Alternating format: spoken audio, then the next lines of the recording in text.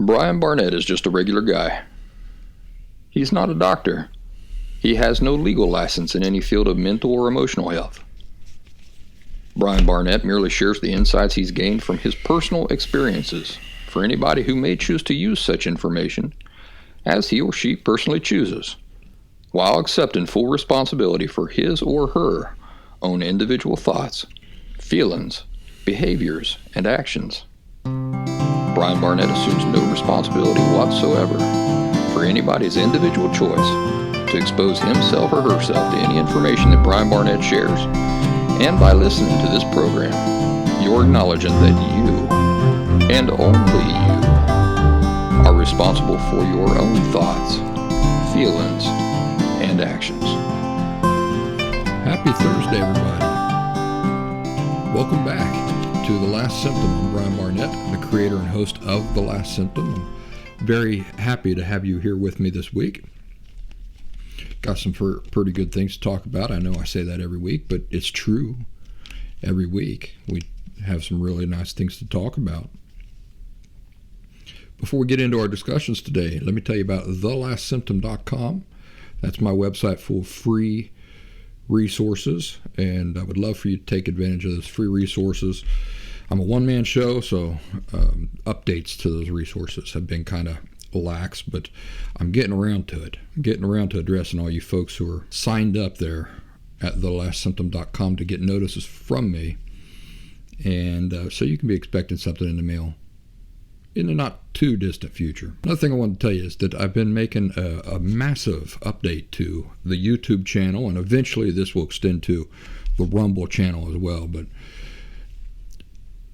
the YouTube channel, the Last Symptom YouTube channel, has always been missing about a season and a half of the Last Symptom podcast. And the reason for that is that I don't think that I really established the channel until about a season and a half into my work here with The Last Symptom. So that season and a half has always been missing. So what I'm currently doing is I'm in the process of going through and re-editing all of the old original episodes of this podcast to take out some of the information that's no longer up to date. You know, back in those days I mentioned websites and services and stuff like that just no longer exist. So I wanted to take all those references out so that new listeners coming along wouldn't be confused or lost or anything like that, and then direct everybody to the appropriate places, the appropriate current places. So I'm doing that, and it's coming right along. So the YouTube channel, for the first time ever, now will have every single episode that I currently make available in the bank. So if you're not subscribed to the YouTube channel, might be something you want to do. Of course, YouTube is not where I'm not putting all my eggs in the YouTube basket, because I don't trust them. I think that at any time, if the things I talk about were to become politicized, that they would censor me, or they'd lock me out of my channel, or I could just lose years and decades of work and investment just overnight. So the place I'm encouraging everybody to subscribe to for sure is Rumble, on the Rumble channel. That way, if anything ever goes south on YouTube, I'll still be able to reach you and communicate with you and stuff like that. You'll still be able to take advantage of the resources that I offer. Recently, I got a voicemail. Recently, I got an email offering me to try out. I just got a notice on my screen there that I don't want to talk about. But I got a notice on my screen about something in the news. It was interesting to me, but doesn't have anything to do with us here. So I got an email offering me to try this service, a voice messaging service for The Last Symptom. I went into it, I explored around a little bit. I said, yeah, this could be a good thing. So I've signed up a free account for it, and it's called Telbee, Telbee. It allows me to provide a link at thelastsymptom.com, and then you listeners, if you would like to leave me a voice message that I could feature here on the show and respond to, I can do that now. So the link is not yet available on thelastsymptom.com. I'm hoping to get that done before the weekend's over. I mean, if you don't hear this on the day that it's published, you might as well run over to thelastsymptom.com and see if I've got that link up yet. I would love for just you guys to use the heck out of that. Just remember that if you leave a voice message for me, that gives me permission to play that for the show and respond to it and talk about it and that sort of thing. So just kind of keep that in mind. I think the limit for this free service is it's like 15-second messages or something like that. 15 seconds doesn't seem like a lot, but leaving a 15-second message, you can get a lot into a 15-second message. So what I would just recommend is just sit down, figure out what you want to say to me, what you would like me to respond to, iron it out, then leave the message. And if you use the service and you tell me, hey Brian, let's talk about this and that, and then you leave me another message saying, you know what, forget it, I'll respect your wishes. So I'm not going to take advantage of mistakes and blunders and stuff like that if I think that a person wouldn't want it to be played. All right, last announcement. Locals, thelastsymptom.locals.com. That's our online community. Why don't you join us there? We'd love to have you. Today's topics: the Wheel of Shame. That's what I've typically called it, but I think I'm going to go to calling it the merry-go-round of shame. You ever go to like a kid's park and see the merry-go-rounds there? Maybe you've pushed your kids on a merry-go-round. So it's a disc.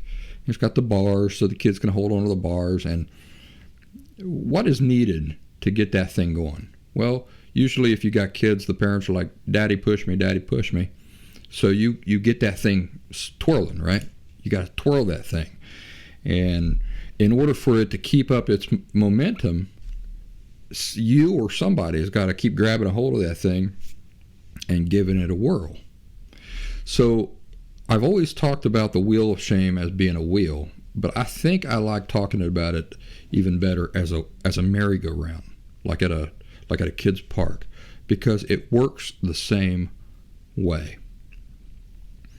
You might find this useful for breaking free of the wheel of shame, and you might find it useful for analyzing when you get into the merry-go-round of shame. Because, it's so important to recognize when that's happening, because at any time you can get off. That's the beautiful thing about it. At any time you can get off. So let's talk about how the merry-go-round of shame works, how you get off, and how you get started on something that I like to call, well, I've been calling it the wheel of positivity, but I think we're going to start calling it the merry-go-round of positivity, because it works the same way. It's just better for you. So earlier this week I was talking to somebody who said that it was kind of a breakthrough realization for him when he was listening to one of the episodes of this show, that when in this type of recovery, whenever you stumble and you fall, there's no such thing as going back. You don't go back or lose ground in this work, because the very nature of this work is education, learning, and understanding and insight. So once you've learned something, you can't unlearn it. Once you've had an insight, you can't forget what you now know. So in the past, I've told people that you can fall down and you can just stay there in place. But it's not like you're imagining, where, well, I stumbled, I fell, and all my progress just went out the window. So now I'm kind of starting back at square one. That can't happen. Not in an education setting. When the whole work itself involves education. It's like me waking up one morning and forgetting that 2 + 2 is 4. Something I learned, in first grade, maybe before that. Once I learned it, I saw it, I realized how it works and operates. It's just stuck with me. It's a part of me now. So even if I do terrible in algebra, it's not like my math skills are diminishing, right? As I study math, I can only progress. I can't diminish. I'm trying to find the word. My brain is not working tonight, by the way, folks. I don't know if you've noticed, but I'm not kidding you. This is the 5th time I've sat down to record this, and I can't seem to get anything right tonight. And it might be because for 2 weeks now I've not sat down and provided new material. So it's kind of like a cold engine, on a winter night. Cold diesel engine on a cold winter night. Gotta get that thing moving. Heat it up a little bit before it'll operate right. So just bear with me. We'll get through this. So that is the nature of this type of recovery work. It's like learning the language or learning math or something like that. Once you see it, once you learn it, once you got the insight and you know how it operates, then it's part of you. So you can still have bad days, you can still have bad moments, and it's not that you're gonna have bad moments. You're gonna fail. You're gonna have bad days and stuff like that. But you can't diminish. You can't go backwards. You can't lose ground. The only thing that can happen, the worst that can happen, is that you can fail and fall down and just stay there in place. But even if you do that, you're still further ahead than you were the month before. You're just not continuing to progress if you stay in place.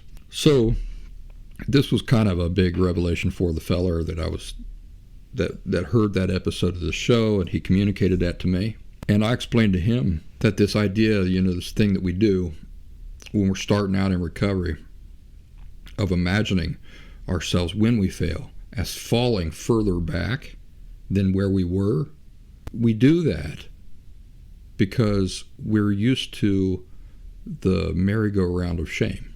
We're used to spinning that thing and keeping that thing going.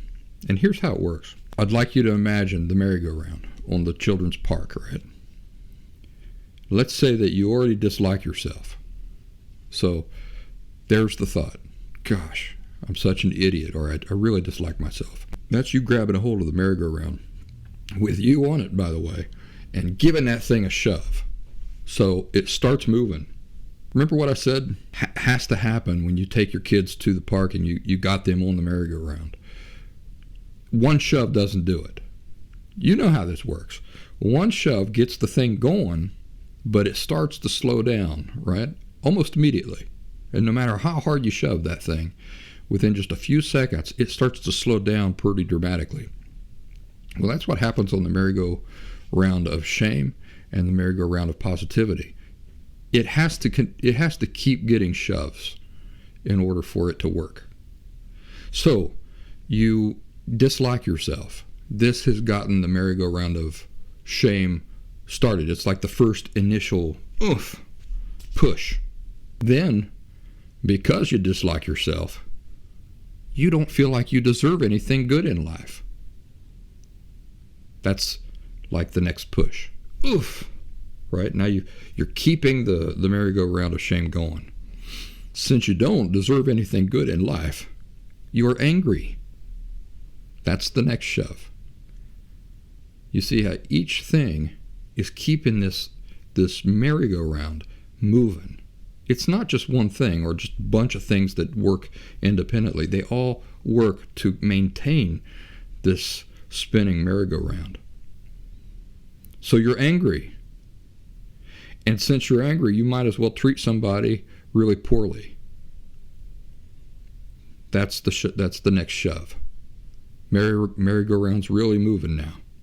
Now that you've mistreated somebody who didn't deserve to be mistreated because you were angry, now you dislike yourself even more. That's the next shove. And do you see how now that, because we've come all the way back around now to how the whole thing started? How did the whole thing start? It started by you not liking yourself. So now that we've come all the way back around to where you've started, the thing is self-sufficient now. It'll go like that forever. Isn't that interesting? You will keep repeating that cycle over and over again. Not liking yourself gives birth to things that that's going to cause you to not like yourself more, through a series of things, which all bring you back to, well, now I dislike myself even more. Now it is self-operating, self-sufficient, perpetual. It just keeps going. That's the merry-go-round of shame. I might have a different example here for you. Okay, here's another one. Here's another example of the merry-go-round of shame. You say to yourself, let's say you're trying to get in good on this recovery work. So you say to yourself, you know what? Because I hate myself, I want to try to improve myself. You've just grabbed a hold of the bars of that merry-go-round of shame, and you've just given it a spin. Because even though you're doing a good thing, there's no way you can say, well, a person trying to improve himself is a bad thing. But listen again to how you started it. Because I hate myself, I want to try to improve myself. So you're already starting off on a negative foot. So you've already given that merry-go-round of shame a spin. But your thought goes on, when I try to improve myself, it always seems like one step forward, 2 steps back. That's the next shove on that merry-go-round of negativity, or the merry-go-round of shame. You can call it however you'd like. Because it's 1 step forward and 2 steps back, what that means is that I'm failing. Shove. That's the next shove. And you're keeping that momentum going. And you're not only just keeping it going, you're actually increasing the momentum. Think about like the father at the park shoving the merry-go-round. The first shove just gets it going. The next shoves really increase the speed, don't they? Really increase the perpetual motion. So because it's 1 step forward but 2 steps back, I'm failing. Shove. Now I'm further back than when I started. Shove. I'm never going to get to where I'm trying to go. Shove. I'm exhausted. It's all pointless. I might as well give up. Shove. Now that I've given up, I hate myself even more. Shove. Now the thing has circled all the way back to the origin of of how the thing all started in the beginning. So it's now self-sufficient. There's a term I'm missing, but it's a perpetual self-feeding thing. So instead of thinking about this work as something you want to do because you hate yourself, why don't you get off that merry-go-round of negativity, or the merry-go-round of shame? You can get off the merry-go-round of shame anytime you want, and the only thing that it requires, the only thing that it takes to disrupt that perpetual self-feeding thing is to refuse to believe the negative and reinterpret the situation through a positive filter. So here's how that looks like. This is how you stop before the merry-go-round of shame even gets started, and you step up onto the merry-go-round of positivity, which is good for you. Looks like this. I don't like myself. Well, maybe I don't. But I'm learning to change that. See what happened? You just broke free from the wheel of shame, or the merry-go-round of shame. And you've given the first light shove to the wheel, or the merry-go-round of positivity. Since I'm learning to change, since I'm learning to go from not liking myself to liking myself, that's going to take some time. Shove. Now you're getting that thing moving. So I need to be patient with myself. Shove. Whoops, I just made a mistake. But I have to allow for mistakes. Shove. And now the wheel of positivity keeps rolling and rolling forward. Oh, and guess what else happens? You start to like yourself. We all have a choice about whether or not we're going to stay on and ride the merry-go-round of negativity, or you can call it the merry-go-round of shame, or if we're going to get off that. We're going to interrupt that by refusing to feed into the negative thoughts and instead get on the wheel or the merry-go-round of positivity and get that thing moving instead.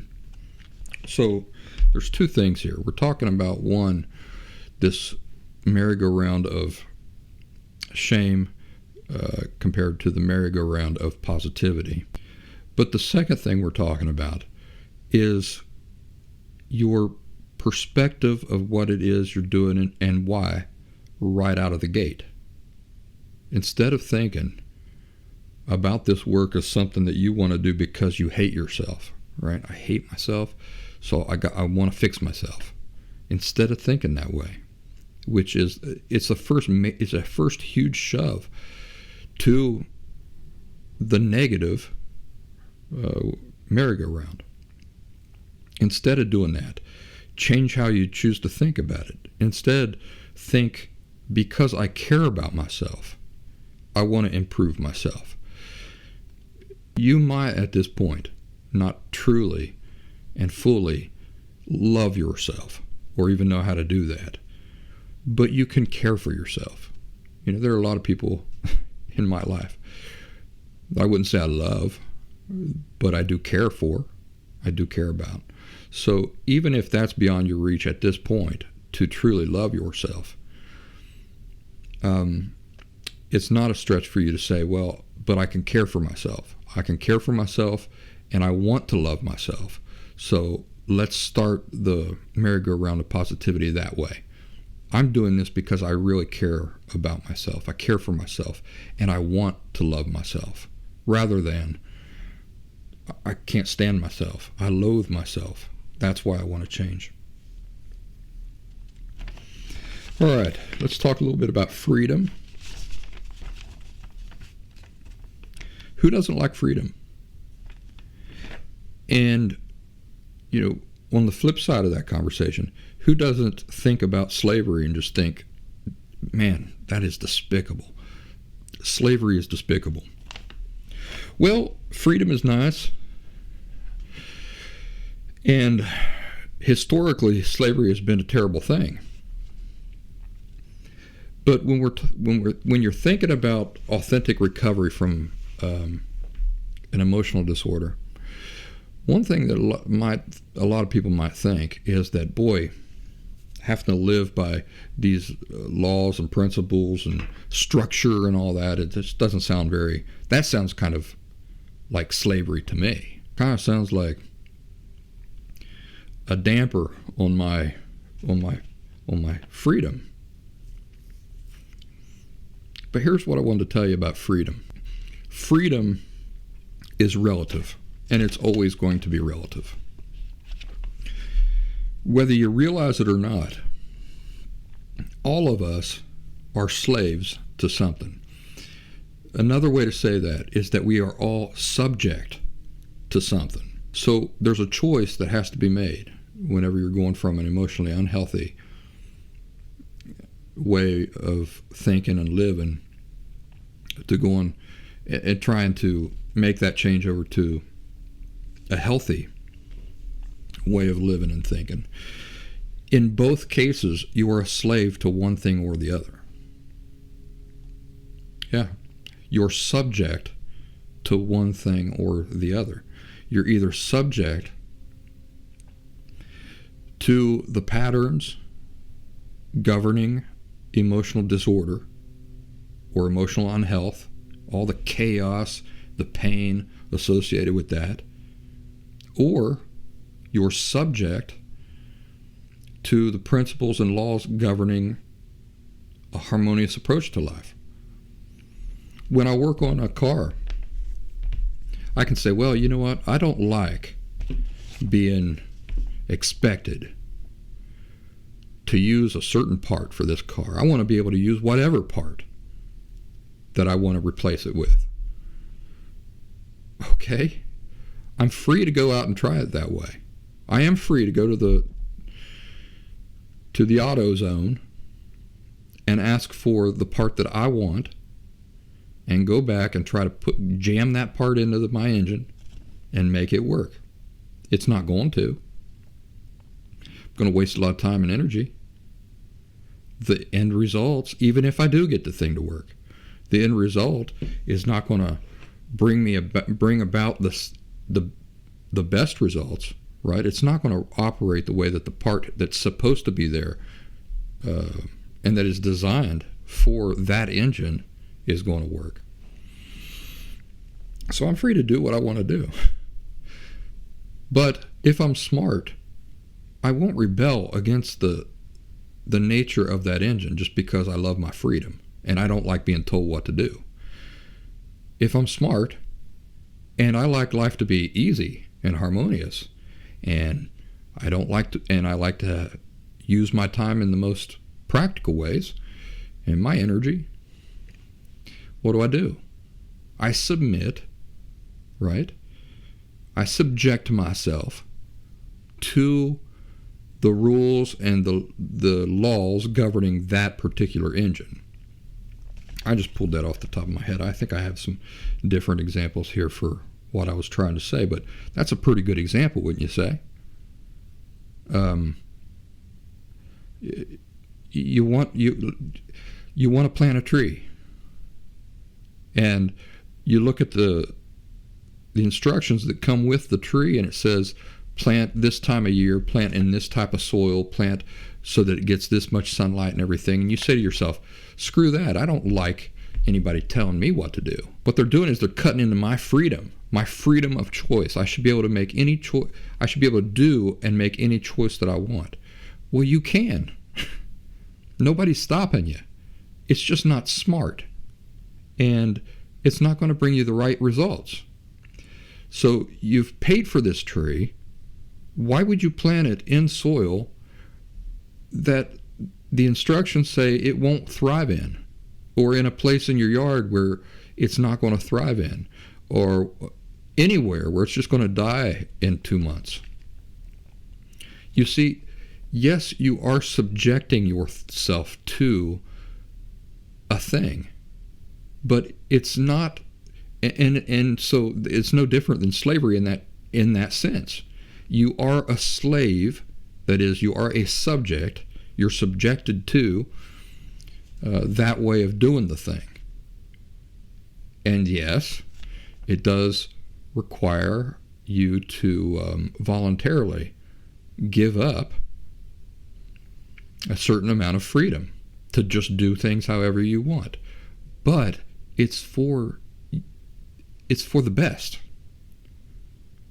It's for your greatest good. So you see what I'm getting at? We typically think of slavery in the historical sense as being terrible and negative. And we think of freedom as being great and positive, right? But it is important, especially if you're, like I say, going from this emotionally unhealthy life where you've never lived with boundaries, you've never lived in harmony with the laws and principles that govern the universe, and now you're sitting down and you're trying to motivate yourself to make that change over to becoming emotionally healthy. It might kind of seem like a Debbie Downer, like you're giving up something. or you're subjecting yourself to something. You are subjecting yourself to something. But remember, you're already subjected to something. You're already the slave of something. And when you're working on an emotional algorithm, which is at the root of emotional disorders, there's no freedom in that. There's only the illusion of getting to make your own decisions and do things how you want. But you're not really. You're doing things based on what that algorithm, that emotionally unhealthy algorithm, has predetermined for you. You will react this way. You will interpret things this way. You will approach relationships this way. You are a slave. You are a slave to your emotional disorder. So escaping that and going to becoming a slave of an emotional health is a pretty darn good exchange. It's important to remember that all of us, without exception, are subject to something. And in fact, we're subject to many somethings. I can't fly across town like Superman. Why not? Because I am subject to the laws governing the universe.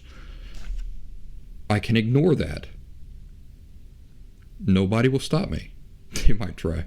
If they see me on top of my roof about to jump off, some people might try to stop me. But what I'm saying is that it's up to me. I can rebel against anything, right? When we're talking about becoming emotionally healthy, what we're talking about is ceasing to rebel and work contrary to the natural order of things. So instead we're subjecting ourselves, we're recognizing what the natural order is, what makes the most sense, what will get us the best results with the least amount of effort and energy and time, what will bring us the most harmonious results, and we're doing it that way. Right? But emotional disorders come from people not understanding the nuances of the reality that they're living in. So their natural approach to life is disharmonious. They only get disharmonious results. So that both offer freedom. And both offer slavery too. But there's choice A and there's choice B, there's no choice C. Like there's no choice where you're not going to be a slave to anything. So it becomes a matter of how smart are you? How wise are you? Which type of slavery are you going to choose? Which one's going to bring you the best results? Which one is going to make you happy for real, not for pretend or temporarily? So, we think of freedom as being able to do whatever we want. But true freedom, and there is no such thing as that, by the way. There's no such thing as doing whatever we want. There's either doing it in a way that brings us benefits, or there's doing it in a way that brings us pain, but there's no such thing as doing things however we want, no matter who you are. So true freedom is freedom from the painful consequences of living enslaved to emotional unhealth. When you're emotionally unhealthy, and we already talked about this a little bit, you enjoy an illusion of freedom, right? You don't recognize people's boundaries, but boundaries are still there. So what happens? You suffer consequences of ignoring boundaries. By the way, if you want a really nice, simple example of boundaries, of how just boundaries are, we're dealing with them all the time, in everyday life all the time. You might not recognize that, but it's all the time. Because, when we talk about boundaries here, a lot of times we're talking about them in real complex ways. Like people are not used to living with boundaries in our household, and now we're going to start living with boundaries. How you go about that and all that stuff. It's very complex. It involves a complex approach and all those things. But That's not the only time that we're dealing with boundaries. We're dealing with boundaries every time we do anything. Every time we interact with any other person, there are boundaries there. If I go to the Piggly Wiggly to buy some pork and beans, and I'm in the pork and bean aisle, and I walk by a girl standing there, let's say a woman standing there with her kids, and I notice that she has a nice butt, I can't just reach my hand out and grab her butt. Why not? Why can't I just do what I want to do? Because of boundaries. What will happen if I reach out in the grocery store and grab this woman's butt in the grocery store that I don't know? What will happen? What will be the consequence of that? I'd get arrested.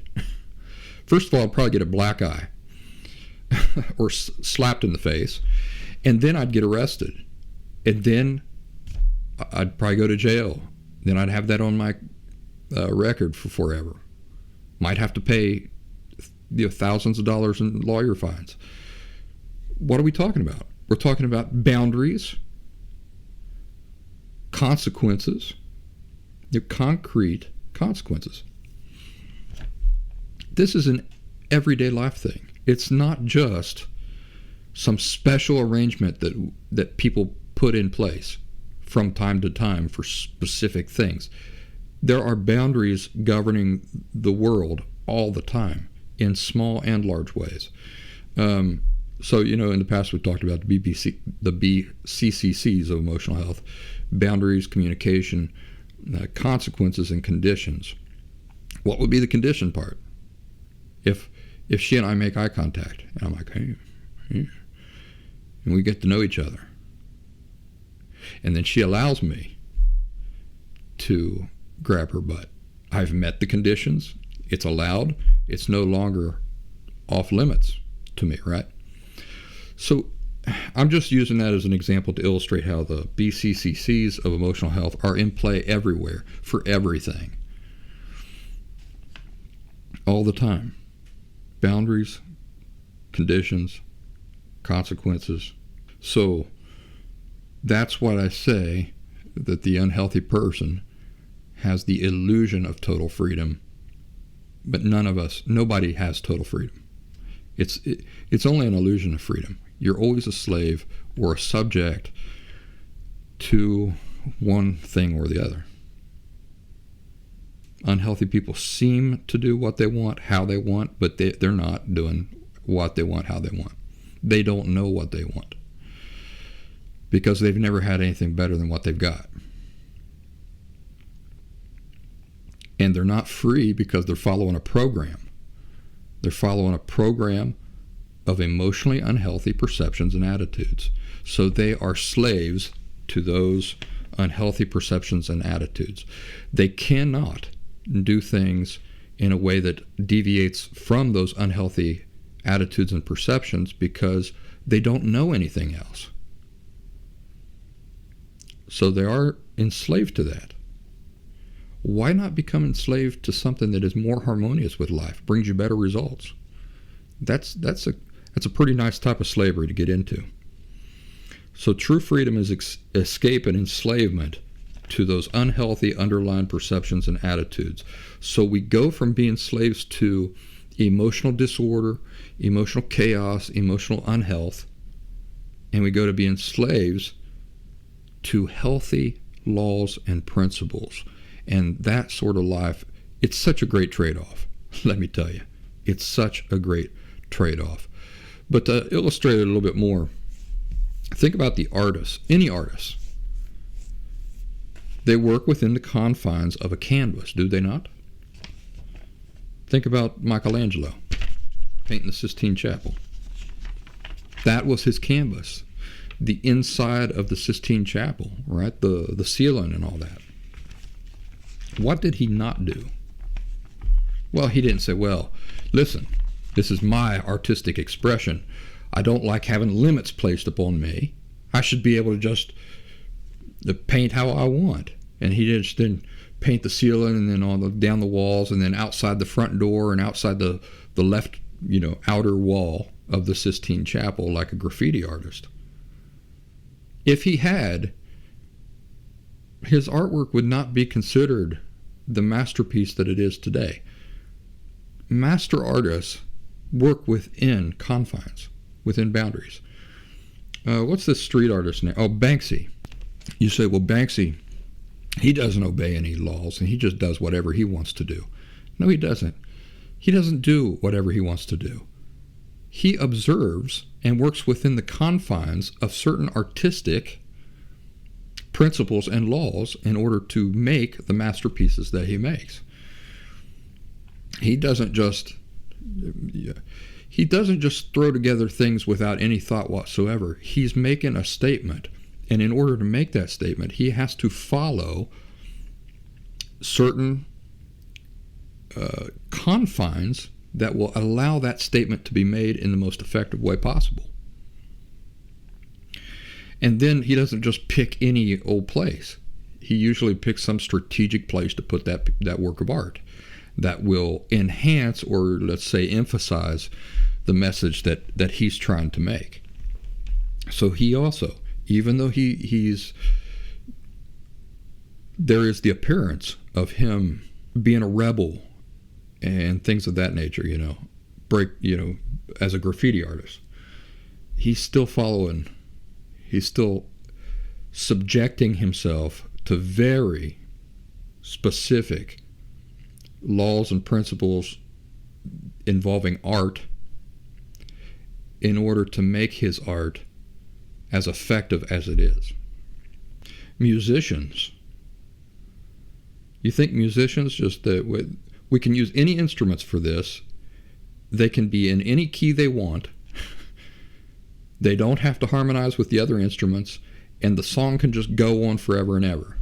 Is that what great musicians do, or any musicians of any success whatsoever? Is that how they do it? Nope. They restrain themselves to the laws of music. What sounds complement other sounds? How long should this musical piece be, or this pop song? What is a pop song? It's 3 minutes long. American Pie, I think, runs 8 minutes long. And that's really straining it. Why didn't Don McLean make American Pie last for 3.5 hours? Why did he constrain himself or restrain himself to 8 minutes for that song? Because for that song, anything more would have been overkill. So he constrained himself, recognizing that the song had to be constrained in order to be effective, in order to be beautiful, in order to work as a song. Pop songs, when they can't go 10 hours long, no matter how great the melody is. They have to be constrained and limited. And so that is something for you to keep in mind as well. Old Brady's over there having a dream about chasing rabbits. So this concept of total freedom that a lot of us embellish and live with, it's not real. Nobody has total freedom. We're all subjecting ourselves to limited somethings, and that can either be healthy or it can be unhealthy. It's your choice to decide which one appeals to you the most. But I'll tell you that being a slave to the laws and principles of emotional health, emotionally healthy laws and principles, it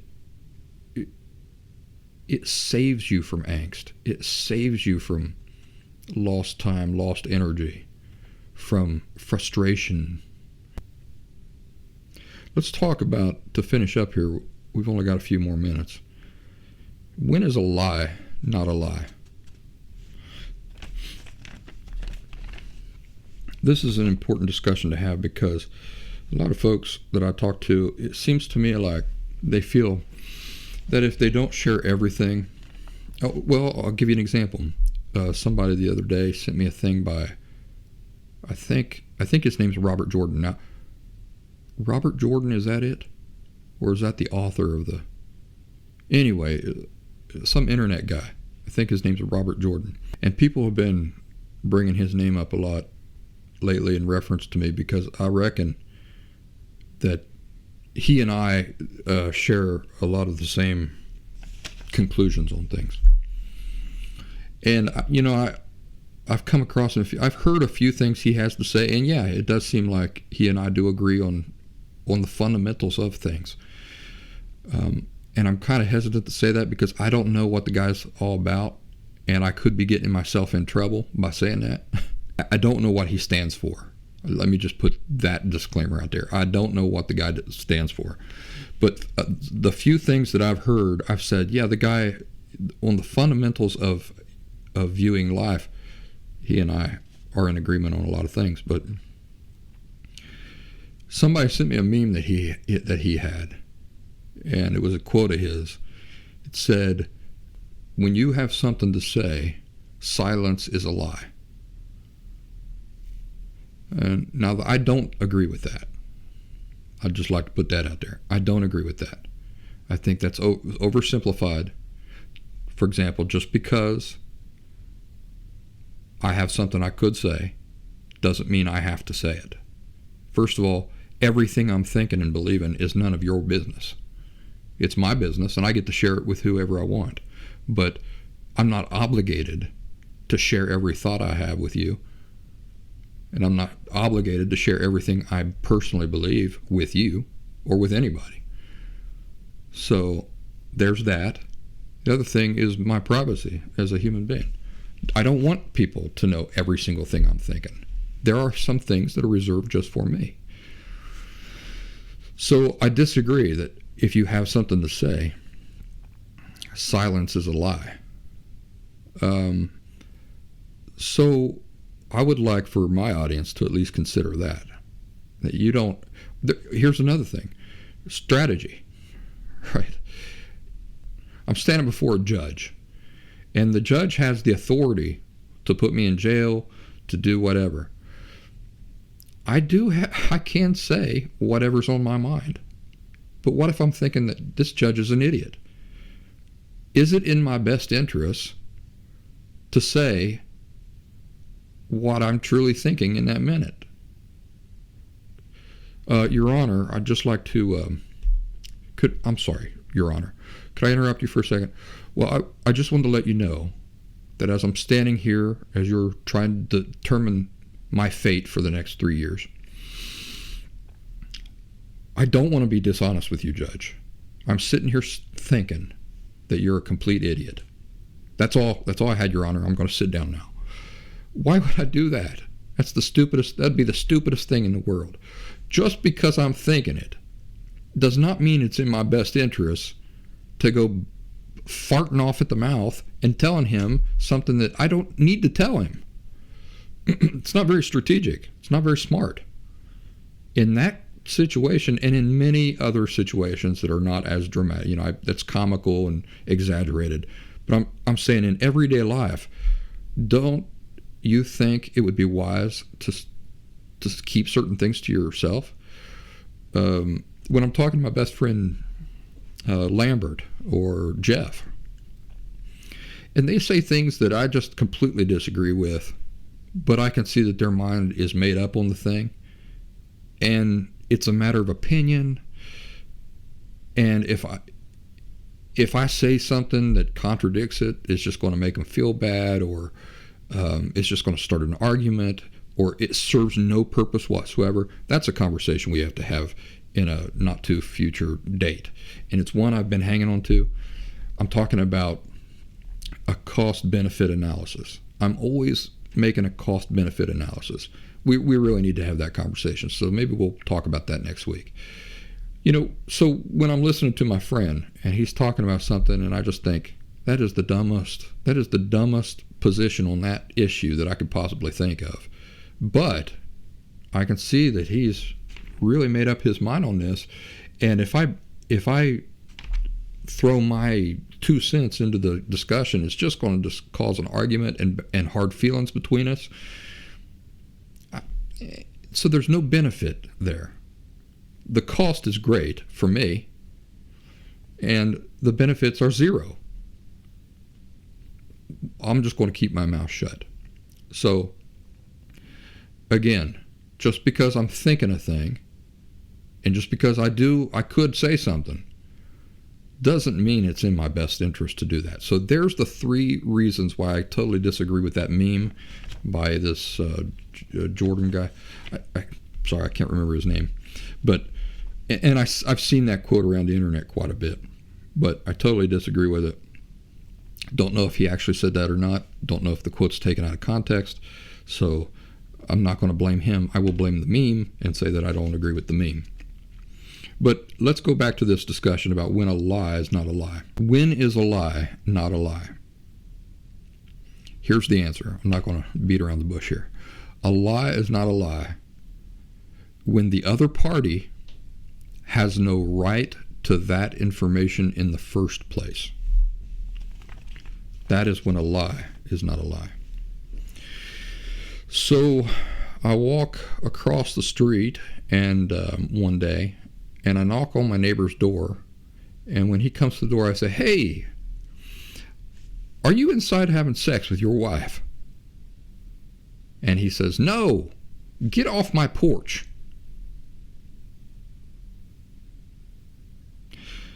Even if he was inside his house having sex with his wife, and even though he did give me an answer that was false, this is not lying.